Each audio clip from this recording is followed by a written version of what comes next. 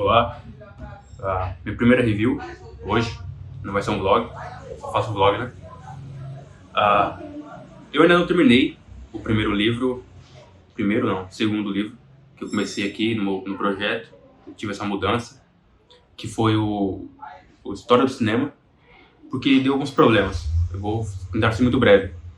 Ah, eu estava tendo uma dificuldade no método de estudo e de produção e tal, não sabia se eu deveria anotar à mão, se eu deveria, sei lá, escrever alguma coisa sobre o que eu entendi do livro, e assim seria melhor. Então eu estava com essa dificuldade. Aí eu conversei com o Miorim, nisso ele estava muito interessado em ler A Vida Intelectual, do Sertlanges, mas ele falou que esse livro era bom, mas não pro meu caso. No meu caso, seria melhor eu ler O Trabalho Intelectual, do Jean Guiton. Então eu comecei a ler ele. No primeiro eu li bastante, no segundo eu já estava do meio para o final, e aí eu acabei ficando doente. O pessoal aqui da casa ficou doente por um tempo, uma semana mais ou menos, e bem no finalzinho já estava começando a melhorar e tal, e eu fiquei doente. Eu era o único que não tinha pegado nada, mas eu acabei ficando doente por um tempo. Nisso eu voltei segunda a ler, só que eu não voltei pelo trabalho intelectual, eu voltei pelo a história do cinema, porque eu tenho que adiantar ele. Eu ainda estou atrasado. Eu estou indo hoje pro capítulo 4. E é complicado. Eu estou me atrasado, são 10 capítulos. Só que assim, eu estou tentando mudar o meu método de estudo. E aí nisso, quando eu tiver já elaborado, bonitinho, eu vou trazer aqui para vocês, certo? Só que, como eu tenho que fazer uma review, eu vou trazer sobre alguns dos livros que eu já li. Eu estou falando muito só que... no entanto, eu acabei lendo coisas que eram de literatura, porque eu gosto muito de ler livros de literatura. E aí, tem alguns livros do Lovecraft, tem um que é o A Guerra dos Mundos, mas eu vou trazer um específico. Por quê? Porque eu vou tentar juntar o gosto pela literatura e o estudo do cinema, que ainda não está muito adiantado, sabe? Eu ainda estou tentando organizar até mesmo material para estudar. Isso é complicado. Mas assim, eu li um livro do Dostoiévski chamado Noites Brancas.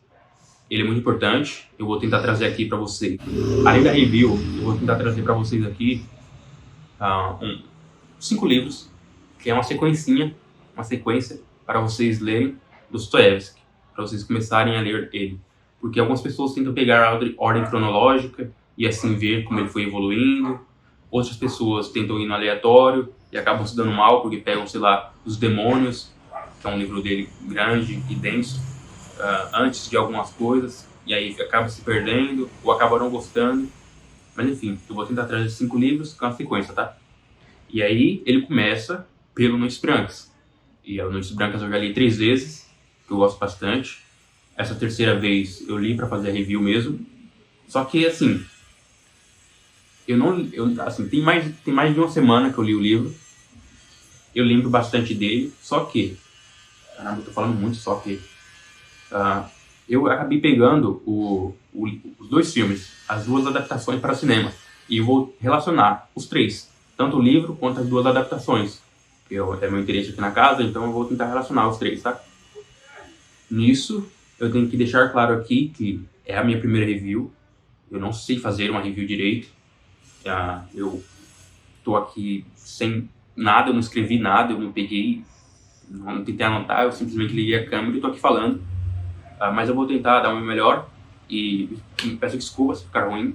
Nos próximos eu buscarei melhorar, eu vou ver o vídeo e ver aquilo que eu posso melhorar. Eu vou tentar nas próximas vezes anotar alguma coisa, tentar trabalhar na minha mente antes, e aí eu vou tentar me manter mais centrado e conectar melhor as coisas. Um outro aviso é que o filme que eu vi do Luchino Visconti, que é um filme italiano, de 1957, tem muito tempo que eu vi antes mesmo de entrar aqui na casa. Eu tô só com a lembrança vaga do filme, mas eu vou tentar trazer e fazer uma relação também. O outro filme eu vi na casa para fazer review, então tem menos tempo que eu vi. Que é o 4 Noites de um Sonhador, do Robert Bresson, ou Bresson, ele é francês, né? Bresson. Ele é um grande diretor, os 2, aliás, são grandes diretores, um do cinema neorrealista. Neorrealismo, para quem não sabe aí, tá traçando aquele caso em que acabou sendo a Guerra Mundial e como ficou a Itália, sabe? a pobreza, a situação difícil da população, esse tipo de coisa. E o cinema retratava bastante isso. O Bresson já é um período um pouco posterior, mas também é um grande diretor. O meu diretor favorito é o Andrei Tarkovsky, se bem que tem alguns outros aí, mas o Andrei Tarkovsky é o meu favorito por enquanto. E o Tarkovsky gostava de algumas obras gostava bastante de algumas obras do Bresson, o que já o qualifica como alguém incrível, porque pensa, para o Tarkovsky gostar de uma obra de alguém, a obra tem que ser muito boa, sinceramente. Pegar um autor como Dostoiévski, ele ler o livro de alguém e falar, esse cara é bom, esse cara tem que ser realmente muito bom, tem que ser acima da média, porque o Dostoiévski era um grande cara, sabe? Do mesmo jeito do Tarkovsky. Nisso, eu vou tentar fazer essa relação agora dos três. Só que eu vou começar falando do livro, porque o livro é o enredo, que é a base da coisa toda. Eu vou tentar aqui lembrar, só que eu vou deixar claro que eu não vou tratar do final. E o final do livro, quando eu falo final, não se trata de, sei lá, a última cena. Eu trato o final como o ligamento das coisas. Ele liga, né, alguns diálogos, a trama toda, o desfecho dos personagens. Então, quando eu falo final, é isso, tá? Mas eu não vou falar o final aqui, porque seria um spoiler. E esse spoiler é do tipo que acaba com a graça da obra, porque ele é um acontecimento único. Quando você sabe o acontecimento, já era. Esse final perde o prazer. Eu mesmo já li 2 vezes, 3, porque eu tive que ler pra cá. E se eu soubesse, como eu sabia o final, ele não me impactou tanto quanto da primeira vez. E da primeira vez, me impactou muito. Então, Dostoiévski é um cara que consegue realmente me impactar. Coisa que é difícil, porque nem com música, nada. Nenhum livro, nem poema, nem nada do tipo me afeta. Eu não me identifico. Ah, meu Deus, isso é tão eu. Não consigo fazer isso. E o Dostoiévski é um cara que consegue, tem essa mão mágica dele. Mas enfim, a trama eu vou tentar ser breve aqui, porque eu acabo falando muito, e como eu ainda estou tentando lembrar, enquanto eu vou falando, eu vou acabar fazendo ligações que não tem muita conexão. Então eu vou tentar ser um pouco mais breve e direto, tudo bem? A trama começa com um homem que é caracterizado como um sonhador. Sim, ele é um sonhador. E o que seria um sonhador? Ele é aquele personagem que vive mais na mente dele do que realmente na realidade. Tem um caso, no comecinho do livro, ele fala que não tem amigos, que ele não conhece pessoas, que ele é um homem sozinho. E nisso, um pouquinho depois, é demonstrado que ele tem afeição pela São Petersburgo, que é o lugar onde ele vive. Ele gosta de lá. Ele tem amizade com as casas. Ele não é maluco, não. Um pouquinho só, vai. Mas ele tem amizade com as casas. Então, em algum momento, vai haver algumas descrições lá, como aquela casa rosa é minha amiga.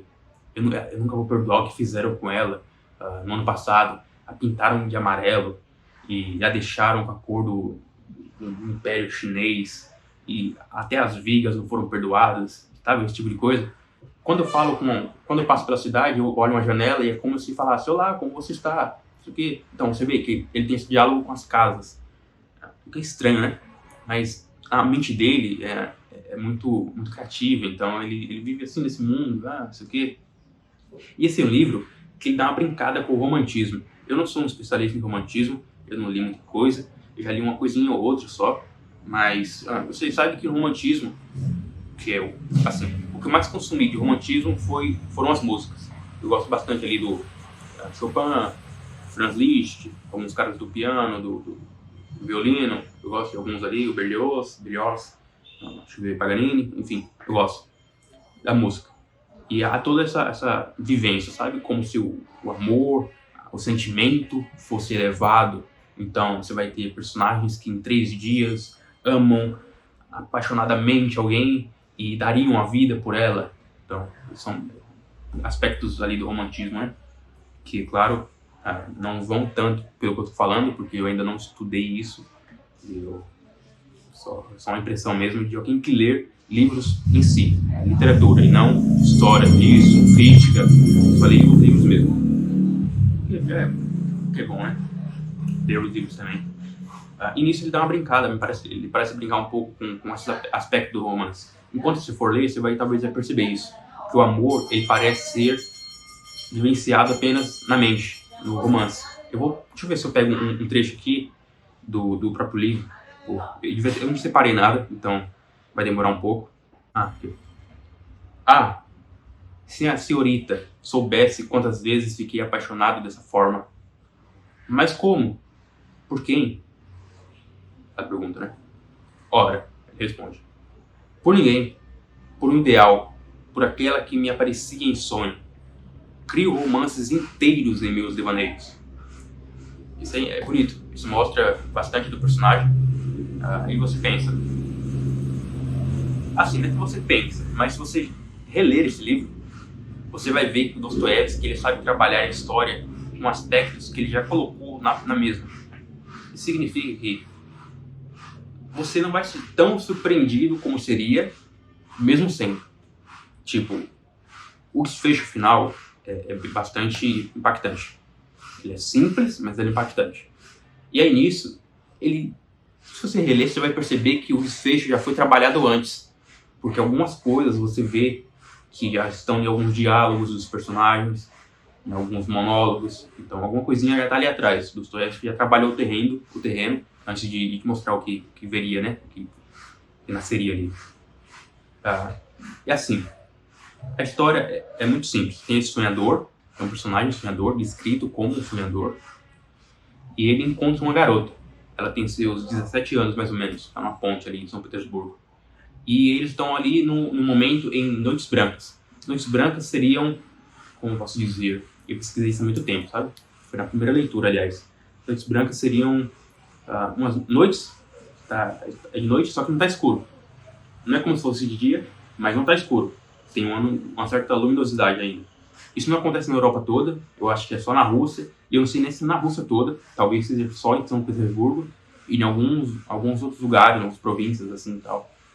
Mas enfim, não está escuro. Então é um fenômeno que acontece realmente na vida real. Se vocês pesquisarem, deve aparecer alguma coisa, devem achar, Noites Brancas. Além do livro, claro. Então eles estão ali. Então os três não, dois. Eu tô ficando que nem um personagem, na verdade, na moral. Tô colocando o cenário, Noites Brancas, como um personagem também, e ele não é. Tá? São os dois que estão ali.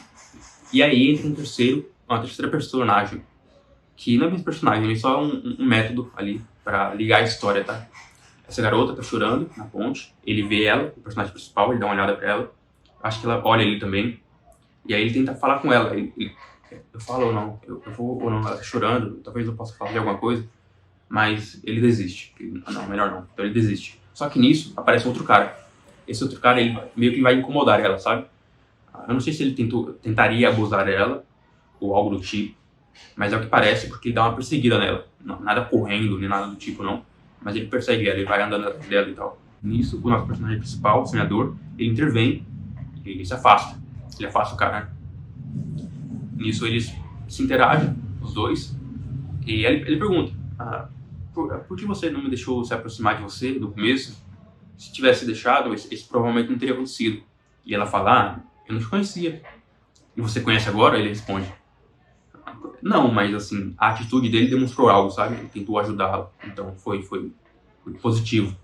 Nisso, há um envolvimento dos dois. E não é um envolvimento amoroso, não. É um envolvimento bonito, porque o personagem ele fala que ele é muito solitário, que ele não tem uma história, isso é importante. Ele não tem uma história. Como assim uma história ele não tem?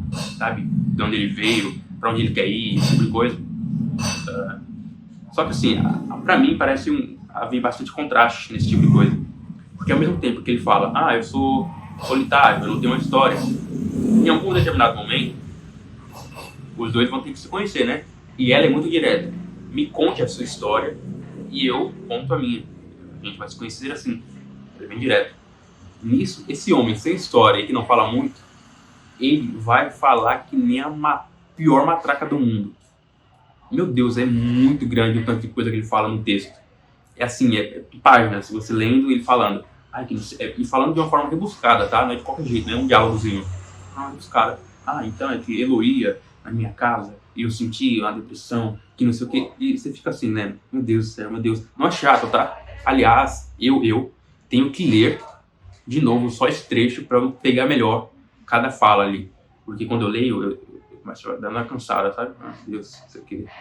Mas é muito bom, assim, muito bom, muito bem escrito e bastante revelador. Ela fica encantada por isso, porque ele fala muito bem, ele parece um cara estudado, nada de outro mundo, mas parece, nos olhos dela. E ela vai contar a história dela também. A história dela é muito simples, mas é bem... Tem alguns pontos ali que você acha meio estranho. Só que, assim, é interessante. Ela é uma garota que vive com a avó. E a avó dela é meio cega. E para controlá-la, ela usa um alfinete e prende a saia das duas. Coloca na saia, assim, das duas. Porque quando ela tenta se mover, mexe a saia da avó. Ela vê, né? Vê. Ela sente aquilo. E aí ela vai prendendo ela. E ela passa o dia, a garota, passa o dia lendo pra avó, em voz alta. Passa o dia costurando. E é isso. Ela fica presa em casa. Ela também não conversa muito, também é solitária. Também não fala com as pessoas. Então, isso vai moldando a personalidade dela também. E até eles se identificam com isso. Ambos são bem quietos, não conversam muito. Só que ela tem uma história anterior, diferente dele, que ele fala que não tem uma história, tinha. Ela tem uma história anterior e é uma história de relacionamento. Um inquilino, porque a avó dela alugava uns quartos lá, um inquilino aparece. E esse inquilino, ele não é brusco nem nada do tipo, mas ele vai se aproximando cada vez mais da família e da garota. Ele se aproxima trazendo alguns livros. A avó dela meio que desconfia e pergunta: minha filha, esse rapaz, como que ele é? Ela, ele é alto. E é bonito? É bonito, não vou falar que ele é feio, né? É bonito. E a avó já começa a perceber alguma coisa, sabe? Nisso, acha realmente um envolvimento entre os dois. Mas mais da parte dela. Ele vai lá, visita a casa, de boa, sem nada, nenhum estardalhaço. Mas, quando você vê, tem um momento ali que ela vai passar uma grande vergonha. E isso vai deixar ela realmente envergonhada, sabe? Muito envergonhada. Ela vai pegar alguma coisa pra ele, se não me engano é água, ou alguma coisa, algum café, sei lá. E aí ela levanta bruscamente. E nisso a saia estava presa com o alfinete. E ela meio que carrega a avó junto quando vai levantar. E ela fica, meu Deus, que vergonha. E aí o cara percebe que ela ficou muito envergonhada por causa dele. E ele sai fora. Ele sai da casa. Nisso, ele volta depois de um tempo, trazendo ingressos para o Barbeiro de Sevilha. Para quem não conhece, o Barbeiro de Sevilha é uma ópera do Joaquim Rossini. Vocês devem conhecer, sim, se já assistiu Pica-Pau ou Pernalonga. Então, tem aquela cena do barbeiro. Fígaro. Então, essa é uma obra do Rossini e é citada no Dostoiévski, Barbeiro de Sevilha. Ele traz o ingresso, eles vão ao teatro, na época não existia cinema, infelizmente. Vão ao teatro. E é muito bonito, a avó gosta, porque ela já conhecia a história, ela fez um papel bem na sua juventude. Aliás, essa avó é muito interessante. Ela é daquele tipo de pessoa que fala que tudo no passado era melhor. Não, que antigamente a água era melhor, as pessoas eram mais bonitas, antigamente as pessoas eram mais educadas, tudo era melhor antigamente. As doenças antigamente eram melhores do que as de hoje em dia. As de hoje em dia são muito ruins. Tudo era melhor antigamente. Muito interessante essa avó dela, apesar de não ser muito trabalhada. Nisso, há um envolvimento entre os dois. Só que assim, ela não pode deixar a avó, mas ela quer deixar a avó. Então ela propõe pro cara que, aliás, eu vou omitir essa parte, o homem ele tem que sair da cidade. Acho que ele vai pro centro ou pra alguma outra cidade, porque ele tem que arrumar um emprego, ele tá com uma certa dificuldade lá, e ele quer conseguir alguma coisa melhor pra vida dele. E nisso ele vai sair, vai deixar de ser inquilino e vai sair. E a garota, a Natienska, ou Nastácia, é Natienska, mas também é Anastácia, ela propõe de ir com ele, vai de malicuia, assim, envergonhadíssima, porque ela é uma garota muito singela, muito, isso aqui, o que ele vai achar de mim? E ela vai com as malinhas assim, e ela, meu Deus, eu tenho que ir com você, isso aqui. Nisso ele fala, não tem como, eu não tenho uma casa, eu não tenho recursos para mantê-la, mas vamos fazer o seguinte, eu vou para essa cidade, eu vou conseguir as minhas coisas, em um ano eu volto. Em um ano, se você não estiver com outro homem, e fique claro, eu não estou fazendo com que você se apegue a mim. Se você quiser se envolver com outras pessoas, tudo bem. A gente não tem um relacionamento, nem nada do tipo. Mas, se eu voltar aqui um ano e você não tiver ninguém, eu me caso com você. E aí ela fica meio inquieta, porque ela queria muito ir com ele, mas aceita. Nisso, a gente volta pra história. Ela estava chorando na ponte quando o nosso personagem principal viu, porque esse homem voltou, mas não foi falar com ela. Ele já voltou, já tem uns 2, 3 dias, E ele não foi falar com ela. E aí, ligou tudo, ligou os pontos. A história dela, o personagem principal e esse outro personagem misterioso. Misterioso porque ele não aparece muito, né? O envolvimento dos dois vai acontecer. O personagem principal e a Anakin. Aliás, o personagem principal não tem nome. Acho que esse tipo de coisa é pra você se identificar, sabe? Ou não. Ou pra mostrar que ele é muito irreal. Mas enfim. Há esse envolvimento dos dois. Mas não é um envolvimento amoroso. É um envolvimento de amizade, mais por parte dela, sabe? Em algum momento, ele se apaixona. Mas, de novo, o Steph já deixou uma coisinha clara ali. Ele tá apaixonado mesmo por ela, ou pelo ideal. Porque, em algum momento, ela foi a única que deu atenção a ele. A única que quis ouvir o que ele tinha a falar. Ele era um cara solitário, ele gostava com casas na rua. Então, ela deu esse apreço a ele, sabe?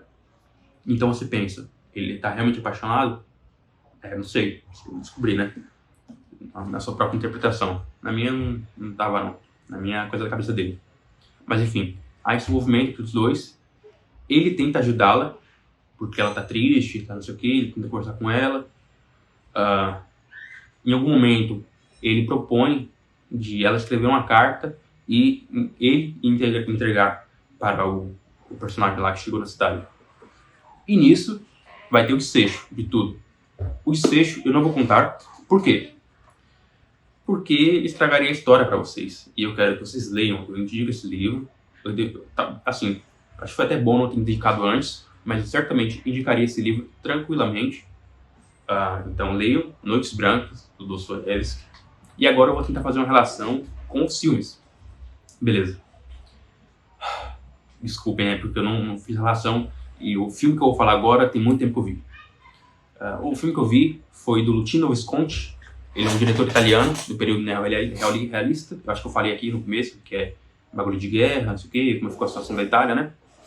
É um filme de 1957. E ele tem como ator principal o Marcello Mastroianni, que é um cara estranho para ser personagem principal nesse drama, porque o nosso personagem ele é meio introvertido, meio quieto, ele é meio fechado. E o Marcello Mastroianni era um ator, um galã muito famoso na Itália, acho que até no mundo, muito famoso, um galã, sabe, esses caras mais abertos, tocinhos, alto, forte, ombros grandes, largos, enfim. E aí é estranho, mas ao mesmo tempo é bonito, porque você tem que pegar esse ator e tirá-lo da zona de conforto, sabe? Então eu gostei muito das atuações desse filme, tanto ele quanto a garota, eu não lembro o nome da garota, mas ela foi interessante pela atuação e pelo background, porque parece que ela teve que aprender italiano bem rápido. Acho que era da Alemanha, da Áustria ou dos Estados Unidos, um desses três aí. E ela teve que aprender italiano muito rápido para fazer esse filme, que é um filme italiano, né? Muito rápido, tá? Assim, atuações ótimas, muito boas. O filme em si, eu não gostei muito. Vou ser muito sincero com vocês. Eu não gostei muito do filme, apesar de algumas coisas serem bem trabalhadas para o cinema. Como vocês sabem, é uma adaptação. E sendo uma adaptação, eles vão ter que, olha só, que óbvio, adaptar as coisas. E essa adaptação, já falei muitas vezes, né? E essa adaptação do Visconti traz elementos cinematográficos interessantes. Por exemplo, no começo do livro, o diálogo, o pensamento do personagem é o que demonstra ele ser solitário. No começo do livro, há ele pensando sobre as pessoas. As pessoas parecem estar saindo de São Petersburgo para ir para o campo, sei lá. Então ele imagina, nossa, eles estão pegando o carro, eu tenho certeza que estão indo para o campo. Então é esse diálogo, sabe? Essa conversa na mente dele mesmo. Já no filme, não. No filme, a mesma coisa é dita, só que de maneira cinematográfica. Como? Imagens. Ao invés de ter o diálogo ou alguma coisa assim, tem a atuação e o envolvimento. O Marcello Mastroianni, ele está parado na rua e as pessoas estão saindo, meio que se afastando dele. Elas vão passando por ele, vêm na direção, se desviam, vão saindo, e ele fica sem entender nada. Ele fica tipo... A câmera afasta e vai mostrando as pessoas saindo da cidade, deixando ela. Tipo, a cidade estava com muitas pessoas. A câmera afastou, elas foram saindo e a cidade foi ficando vazia. E ficou ficando só quem? O nosso personagem principal. Então é uma forma cinematográfica de contar a mesma coisa, sabe? Muito, muito interessante. Visconti, grande diretor, merecido. Só que assim, ele mudou algumas coisas ali nos personagens, o que me desagradou bastante. Eu sei, é estranho. Eu não vou falar mal só do filme do Visconti, não. Eu vou falar do filme do Bresson também. Então é estranho você ver, tipo, um baiano pardo falando mal de um grande diretor italiano e um grande diretor francês, né? Mas, fazer o quê? Eu não tenho que ficar puxando o saco dos caras porque eles são famosos.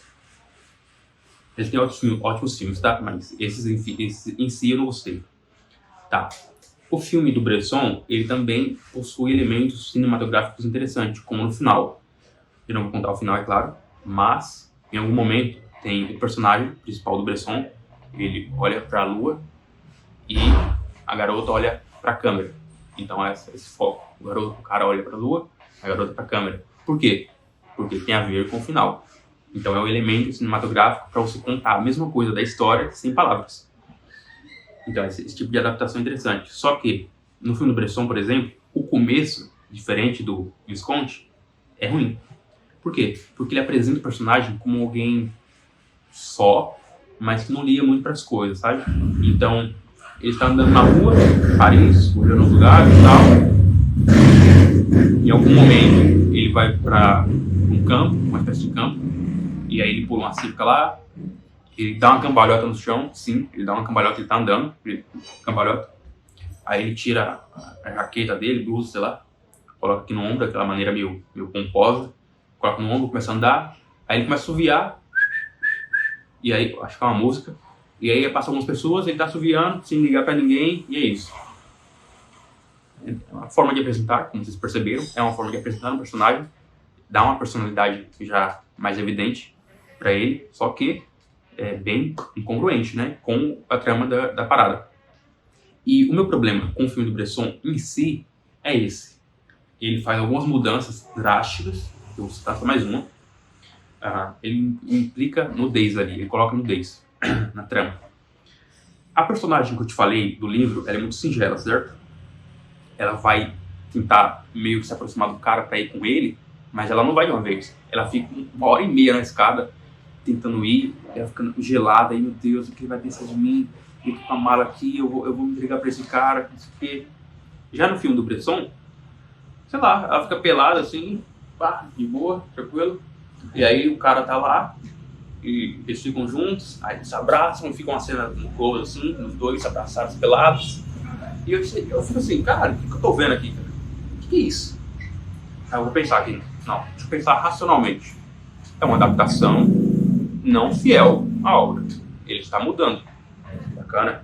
Tarkovsky faz bastante isso. Ele adapta livros de forma não fiel. Mas qual que é a diferença aqui?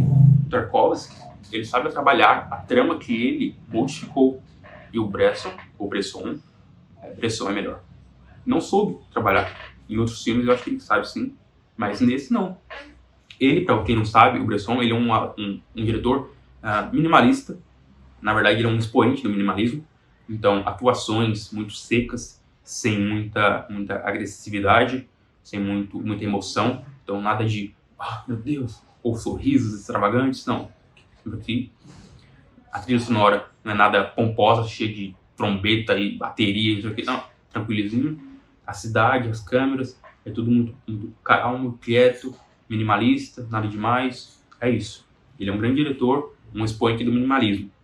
Ele traz isso no filme também, só que algumas mudanças que ele fez ocorreram que a trama deveria ser mudada, só que ele não mudou. Então o final é basicamente o mesmo do Dostoiévski, mas ele fez mudanças drásticas ali. Essa nova personalidade para a mulher, essa nova personalidade para o autor principal, essa trama que parece ser mais seca. Só um exemplo. No começo da ponte do Dostoiévski, ela está chorando. No começo da ponte do Bresson, ela está quase pulando da ponte, como se ela fosse se suicidar. Aliás, as pessoas param. Tem um cara que para com o carro assim, para ver se ela vai ou não, e tentar ajudar. Em algum momento ele ajuda, os caras ajudam ela. Então ela ia se matar. São coisas muito, sabe? São mudanças drásticas na obra. E não teria problema nenhum se ele soubesse trabalhar isso. Mas o baiano pardo aqui fala que ele não soube. E eu provavelmente estou errado, né? Não sei, eu tenho esse negócio de não gosto de ficar falando mal das coisas, porque eu me considero alguém bem abaixo, então é foda. Mas enfim, eu vou continuar porque, como eu disse, não tem que ficar agradando ninguém e falar bem dos caras só porque eles são famosos. Eu não gostei da trama, por quê? Porque nessas mudanças, o encerramento delas, a ligação dos pontos que cada que apresentou, foi o mesmo do Dostoiévski. Só que o Dostoiévski, assim, ó, esse aqui é o Bresson, tá? Esse C aqui, vocês estão vendo, e aqui é o Dostoiévski, tá vendo? O Dostoiévski começa aqui e vai ligar aqui, igual. O Bresson fez isso. Então, liga mal, sabe? Não funfa, não bate. É uma trama diferente, ligando com o mesmo final. É estranho. Nossa, que exemplo merda, né? Mas enfim. Cartela de ovos. 10 reais. 10 reais a cartela de ovos. Enfim. O lance é que, com essas mudanças, ele deveria ter trabalhado o enredo que ele criou. O enredo que ele modificou. Os personagens que ele trouxe. A narrativa que ele construiu. E ele não fez isso. E aí, pra mim, o filme cai a qualidade dele. Já no filme do Visconti, que é o filme italiano, ele traz um final parecido, ele tem algumas mudanças, só que essas mudanças também não me agradaram. Então, calma. Os 10 reais. No filme do Visconti, acontece o seguinte: ele fez algumas mudanças que não prejudicaram a trama. Não é como se não é como se tivesse modificado a trama e aí chegasse igual ao Dostoiévski. Não. A trama é muito parecida, só que ele fez algumas mudanças que também estragaram a trama, pra mim. Como, por exemplo, a garota. A garota, apesar de atuar muito bem, ela tem o espírito do Tom Cruise. Sim, sabe? É como se ela encarnasse os personagens do Tom Cruise. Ela começa a correr do nada. O Marcello Mastroianni vai atrás dela, ela tá aqui, e do nada ela sai correndo no meio da cidade. E não é ir andar rápido, se desviar dele, é correr. Ela sai correndo pela cidade e você fica, meu Deus do céu, cara, que porra é essa? O que eu tô vendo aqui? Eu fico sem entender, cara, esse tipo de coisa, na moral. Não é uma vez não só, tá? São mais coisas, vão correndo. Tem outra mudança, essa é muito positiva, aliás, que é uma cena de dança do ator principal e da garota. Tá, são uma espécie de baile lá, as pessoas estão dançando e ele vai começar a dançar também. Então ele se solta todo, é como se fosse uma libertação mesmo do personagem, que é tão fechado, né? E o Marcello Mastroianni trabalhando ali fechado, apesar de ele ser um galã, aí em algum momento ele se solta e vira ele. Aí ele cai no chão, é até meio humorístico ali, sabe? É interessante. Foi provavelmente a segunda melhor cena de dança que eu já vi em filmes. Eu não vejo muitas cenas de dança, porque os filmes que eu costumo ver não envolvem isso, já que eu vejo filme cult, né? Mas a primeira, não tem como não ser, foram, sei lá, 25 minutos de dança no filme Santo Tango. É um filme húngaro de 1994, dirigido pelo Belatar. É incrível. E por que 25 minutos? Porque esse filme ele tem 7 horas e 30 de duração. Sim, 7 horas e 30. Então, bem compreensível que uma cena só de dança tenha 25 minutos. Pessoas dançando e rodando na cidade, um barzinho lá, e uma música que fica como se criasse um ambiente, sabe? Mas enfim, voltando. As tramas dos dois filmes, as tramas dos dois filmes me pareceram não claras. Não claras por quê? Porque eles modificaram algumas coisas e ligaram de forma com a história, de forma concreta com a história. E isso me desagradou bastante. Porque eles deveriam ter ligado, na minha opinião, com a própria trama deles. Eu não veria problema nenhum se eles só usassem de inspiração da obra o nome dos caras. Sei lá, só usassem um personagem, a ideia do personagem sonhador e o resto eles modificassem. Não teria problema nenhum com isso. Não precisa adaptar 94% da obra. Pode adaptar 3%, eu não ligo. Mas você tem que saber trabalhar a obra que você está tentando modificar. Se você modifica a obra e depois pega uma parte que é da obra original, você faz uma apanhada, um Frankenstein da coisa. E isso, pra mim, estraga uma obra. Seria a mesma coisa de influenciar, por exemplo, pegar um filme, como eu já citei aqui, um filme que um cara, ele é sorrateiro, ele é quieto, ele trabalha no escuro, né? Ele fica na dele tentando fugir de assassinos, esse tipo de coisa. Mas a trilha de fundo é um saxofone, um jazz muito louco, um free jazz, sabe? Um jazz... Pau, estraga a coisa.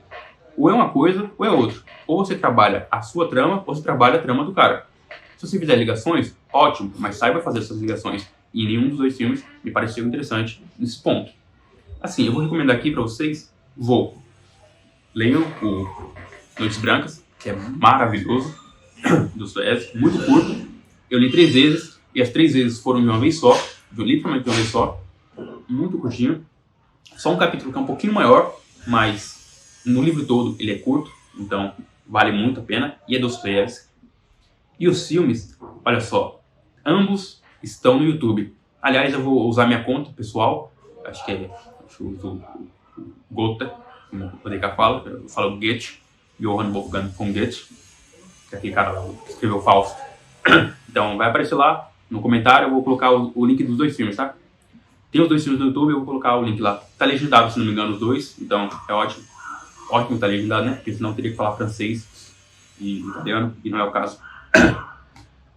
Vou ligar os 2 filmes lá e leio o livro.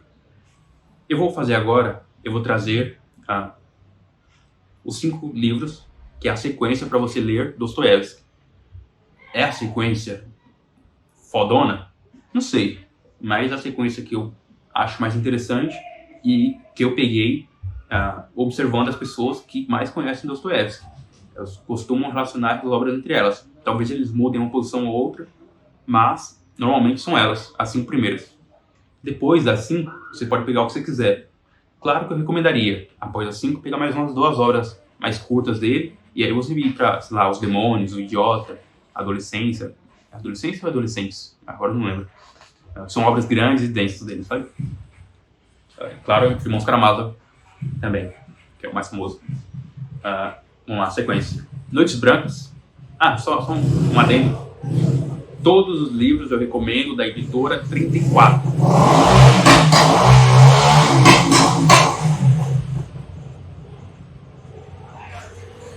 Só um adendo. Todos os livros eu recomendo da editora 34. Ela é uma editora brasileira que traduz os livros diretamente do russo. Que traduz os livros russos diretamente do idioma original, da Rússia. E são muito boas traduções, então vale muito a pena. Isso significa que eu já li muitas obras para analisar as traduções? Não, mas é que eu já peguei, por exemplo, Crime e Castigo pela editora Martin Claret. A edição era horrível, péssima, foi bem antigamente, e foi traduzido de uma tradução da França, o que tira bastante do ponto crucial da história, porque como falam o russo, até quando está escrevendo algo bonito, ele cospe na sua cara. O francês não, o francês dá um beijo na sua bochecha. Então, essa é uma expressãozinha, né?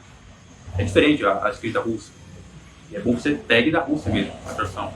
É a mesma coisa de ver um filme russo do Tarkovsky, ou do Oleg Klimov, traduzido como fosse dublado para o francês. É diferente. O I é... Pô, vamos falar com o peixe aqui, na moral. Mas enfim, todas as edições da editora 34, beleza? Então, Noites Brancas é o primeiro livro. Por quê? Porque ele vai trazer o personagem principal como alguém sonhador, com esse personagem solitário e com alguns trechos ali, alguns diálogos, alguns monólogos, que são característicos do Dostoiévski posterior. E esse livro, ele foi escrito no período anterior. Por que eu estou falando posterior e anterior? Deixa eu dar esse contexto antes, né? O Dostoiévski, ele foi preso, ele fazia parte de alguns grupos, né, revolucionários e tal. Não necessariamente ele era um comunista, nem nada do tipo, mas ele era o tipo de cara que discordava das coisas do seu tempo, como elas se davam, né, na política e na sociedade. Ele discordava desse tipo de coisa e ele participava de alguns grupos. Nisso ele foi preso e condenado à morte. Mas era pegadinha, caralho. Era só uma brincadeira, né? Brincadeira. Ele foi condenado à morte e no último momento lá, não, você não vai ser condenado não, você vai ficar preso. Então, essa ideia de que ele ia morrer o modificou. Não só isso, como a prisão. Ele ficou muito tempo preso na Sibéria e isso o amargurou bastante, sabe? Então, as grandes obras que vão vir posteriormente são posteriormente a essa prisão. O Noites Brancas veio anterior, mas você já consegue fazer uma ligação mais ou menos clara entre os personagens que vão vir posteriormente, sabe? Então vamos lá, Noites Brancas. O segundo, eu vou recomendar dois contos, que na editora 34, o nome é Duas Narrativas Fantásticas. São dois contos, o primeiro é A Dócil e o segundo é o melhor conto que eu li na minha vida, chamado O Sonho do Homem Ridículo, o melhor conto fácil que eu li na minha vida. Então são esses dois contos que estão lá, Duas Narrativas Fantásticas. E por que esse nome?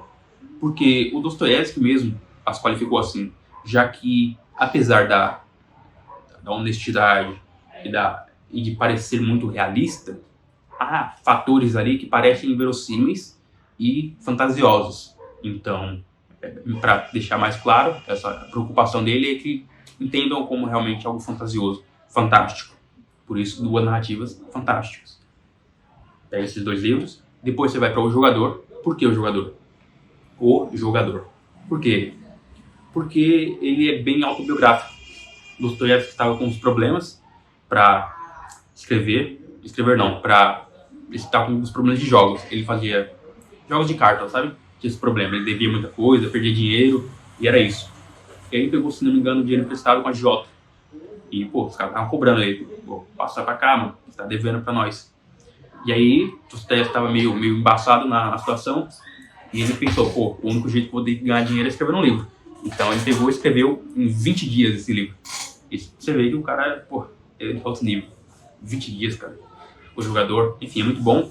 É bastante autobiográfico, ele traz muitos dos problemas dele, pessoal, com os jogos. E tem um negocinho, uma brincadeirinha lá, chamada, o nome da cidade, se não me engano, é Roletemburgo. Então, vale a pena porque é bastante autobiográfico. Vou conhecer um pouquinho melhor, talvez, um pouco mais do autor, sabe? Depois, você já pode ir para o Crime e Castigo. E vejam só, eu não li o Crime e Castigo. O primeiro livro do Dostoiévski que eu peguei foi o Crime e Castigo. Eu conheço a história toda, bastante mesmo. Não é só tipo, eu sei o final. Não, eu conheço a história muito bem. Eu vi até um monte de vídeo e aula sobre ele. Só que eu nunca li o livro. E, aliás, eu vou ler aqui. Eu vou dar um jeito de ler aqui. Porque eu preciso. Simples assim que eu preciso. E eu vou ler ele. Mas eu recomendo já agora, porque não é um livro que me parece ser tão denso. Ele é um livro até meio policial. Não me leve a mal, não é um livro policial. É que ele parece ser policial e ele envolve muito mais coisas. Muita psicologia humana, muita trama envolvente mesmo, de uma forma não fácil de lidar, sabe? E aí você pode pegar ele é um pouco grande sim, mas você pode pegar ele e ler. Eu vou pegar aqui de boa, tranquilo também. Depois dele, você pode ir, e aí a última dica aqui, para o Memórias do Subsolo. Esse livro, ele é muito importante para mim. Ele foi, acho que, um dos primeiros livros que eu me identifiquei mesmo. Eu falei, caramba, esse bagulho é para mim, cara. E não acontece muito, como falei, música, poesia, filme, não sei o que, livrozinho, não, nada disso me afeta, sabe? Eu gosto, tal, mas nada de, eu me identifiquei tanto. Só que com Dostoiévski acontece. E eu li esse livro, me identifiquei muito.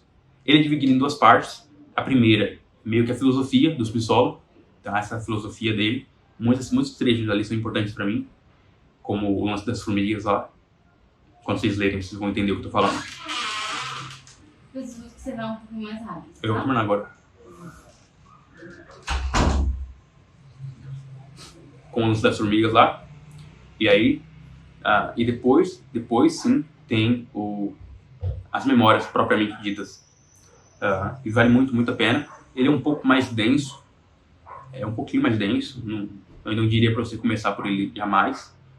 Mas você pode sim começar, claro. Pode começar por qualquer coisa. Se quiser, você pode fazer o que você quiser, né? Só que eu recomendaria não. Tenha pelo menos mais de 3, 4 leituras aí para pegar ele. Não é o que eu fiz. Eu peguei Noites Brancas, Duas Narrativas Fantásticas, O Jogador, e aí eu fui com Memórias do Subsolo. Eu não li ainda o Crime e Castigo. Mas eu recomendo essa ordemzinha para você entrar nesse mundo que é desse escritor russo maravilhoso. Então, eu acho que é isso, né? Já deu para falar bastante do livro, das duas adaptações, e eu indiquei essa ordenzinha para você começar dos Dostoiévski. Acho que vou encerrar aqui falando da doação.